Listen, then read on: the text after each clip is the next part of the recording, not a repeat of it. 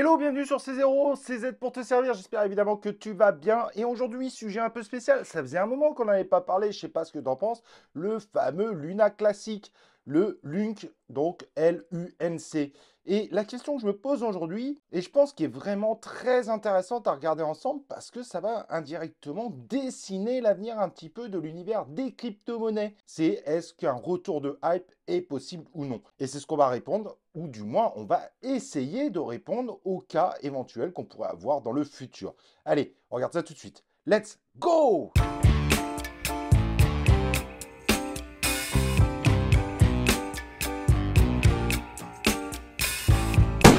Et donc, comme je disais, le sujet du jour, ça va être de se dire, est-ce que le Luna classique peut revenir? Est-ce que la hype peut être de retour? Et je pense que c'est une question qui est très intéressante, qu'on aime ou qu'on n'aime pas le Luna classique, car quelque part, c'est une histoire qui a tout simplement marqué l'univers des crypto-monnaies. Je te rappelle un petit peu le contexte, évidemment, autour de ce token. Le projet Terra Luna, sorti évidemment de l'univers Cosmos, a été un véritable succès, une hausse fulgurante du token sur l'année 2021, mais c'était complètement incroyable et qui lui a même plutôt bien résisté au début du bear market, donc quand les tokens commençaient à baisser, et proposait un grand nombre de stablecoins et le principal, évidemment le plus fort de tous, l'UST. Mais au mois de mai 2022, gros problème, le système algorithmique s'est pris les pieds dans le tapis, ce qui a commencé à créer automatiquement de nouveaux tokens Luna de façon complètement disproportionnée par rapport au nombre de tokens qu'il y avait à ce moment-là. Et c'est parti de façon exponentielle en création de tokens et les gens ont donc vendu massivement. Ça a commencé par un panic sell, mais ensuite, évidemment, tout le monde a bien compris. En tout cas, tous les gros investisseurs qui comprenaient le problème, ils ont essayé de sauver, évidemment, ce qu'ils pouvaient sauver. Tout simplement parce qu'il ne serait pas possible à l'avenir de faire remonter ce token.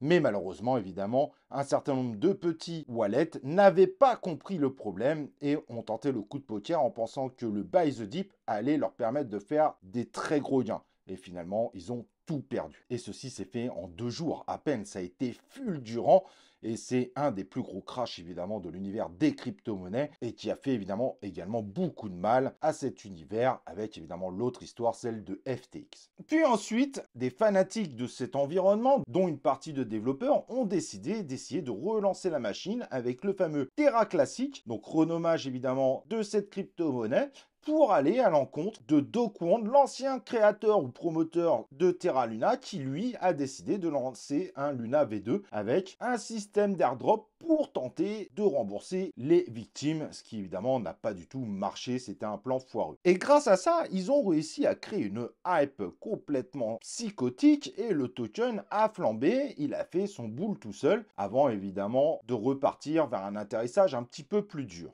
Mais cette hype, elle a été aussi alimentée par un grand nombre de mensonges. Et évidemment, aujourd'hui, ces mensonges sont bien confirmés. Le Lynx peut atteindre les $1. Évidemment, c'était complètement faux. J'ai perdu beaucoup d'abonnés à dénoncer ce genre d'idiotie. Et également que le système de burn allait pouvoir burn 99,9% des tokens, ce qui était évidemment une aberration totale quand on connaît comment fonctionne le concept des tokens, des wallets. Pareil, chose que j'ai dénoncé où j'avais perdu pas mal d'abonnés. Et pourtant, j'avais dit qu'on pouvait faire de très beaux trucs avec le Lunce, jusque moi, je me mettais de côté. Investir sur un Lunce qui était en train d'exploser, pour moi, je trouvais ça immoral. C'est dans mes convictions. En revanche, j'ai jamais critiqué les ambitions, voire les convictions des autres. Mais moi, j'ai suivi ma conviction de ne pas investir sur ce token. Et aujourd'hui, je ne change pas d'avis, je ne réinvestirai pas dessus. Cependant, il faut avouer que le phénomène a été impressionnant et très intéressant. Avec un peu de recul, quand on voit un petit peu le retour de quelques gens en ce moment dans l'univers de la crypto-monnaie depuis que le Bitcoin est reparti à la hausse et qu'on a quelques bons résultats sur certains tokens tels que Aptos, on s'aperçoit que beaucoup de gens ne se sont toujours pas formés en fait à l'univers des crypto-monnaies et pensent toujours à des idioties comme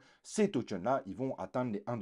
Et forcément, pour des institutions ou pour des grosses baleines, avec ces gens-là, il y a du fric à se faire. Donc rien que pour ça, il y a une véritable possibilité qu'à partir du prix actuel, même s'il a un petit peu monté sur ce dernier mois, mais ça c'est vrai pour l'ensemble des marchés, il y a vraiment possibilité finalement que ce token refasse une explosion dans le futur, car quand on voit sa courbe, on voit malgré tout qu'il est bien ancré à sa place et qu'aujourd'hui il est tout simplement dans des mouvements assez classiques du marché. Donc finalement c'est un token qui ne devrait pas disparaître, malgré évidemment sa curieuse histoire. Et on a l'impression que le Lynxé en fait est en train de se positionner un petit peu comme un Shiba, avec des grosses communautés plutôt dormantes sur le coup, mais qui pourraient tout faire réexploser du jour au lendemain, soit peut-être au prochain bull, soit peut-être à un moment où le marché est méga monotone et que de bonnes actus et de bons mensonges peuvent évidemment faire profiter de ce token au même titre qu'un Dogecoin, Shiba Inu et peut-être un SafeMoon. N'oublions pas que SafeMoon a eu son lot de communautés. En revanche, à cause de SafeMoon, on peut se dire, et si finalement la hype revenait pas, et si finalement le token finissait par mourir?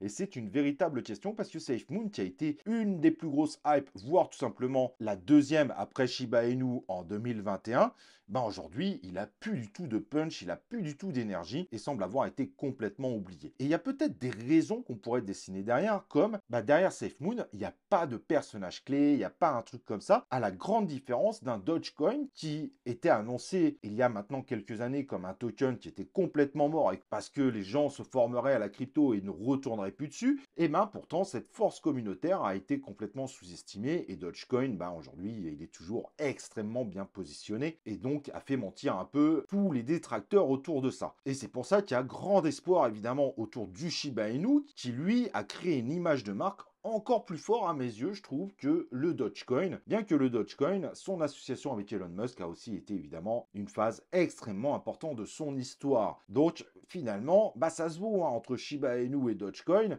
Les deux, ils ont un potentiel de pouvoir re-hyper dans le futur et peut-être à des taux qu'on ne peut même pas imaginer aujourd'hui. Bien que le 1$ pour le Shiba Inu, vous oubliez, c'est encore une débilité évidemment, un mensonge énorme qu'il ne faut pas suivre. Je vais mettre entre parenthèses, sauf hyperinflation du dollar, mais ça voudra dire évidemment que tu auras d'autres choses à faire si cela venait à arriver. Ta vie ne serait plus du tout centrée sur le suivi des crypto-monnaies. Et donc le Luna classique, il n'a pas son petit personnage, son petit machin, mais il a connu une hype de folie. Et aujourd'hui, par rapport au hype de ce type de token qu'on va mettre dans la catégorie shitcoin, même si certains considèrent que le Luna classique a un projet, perso je trouve ça assez maigre, mais peu importe, je vous laisse le statuer comme vous le voulez, la question n'est pas là. Tant qu'il n'y a pas une sorte de descendance, une nouvelle hype complètement folle, je sais pas, un FTT classique, bien que je pense qu'FTT pourrait nous faire également de gros pumps gigantesques, et il a encore un peu cette image du dernier token qui nous a fait une hype de folie.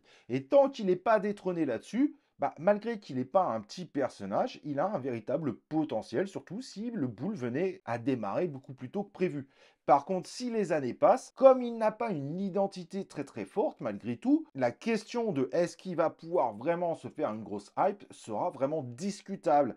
Mais pour une simple bonne raison, c'est que quand on voit SafeMoon, on voit clairement que le token a été complètement oublié, mais en même temps, SafeMoon est un petit peu dans la même catégorie. Il n'y a pas de personnage, il n'y a pas de marque réellement autour de ça. Et pourtant, ils ont fait un super wallet. C'est les premiers à avoir fait un wallet où on pouvait acheter de la crypto directement dessus, copié par MetaMask et tout derrière. Je parle à partir de monnaie fiat, bien évidemment. Mais on voit qu'ils n'ont pas réussi à réaménager le suffisant pour recréer des hypes à certains moments, etc.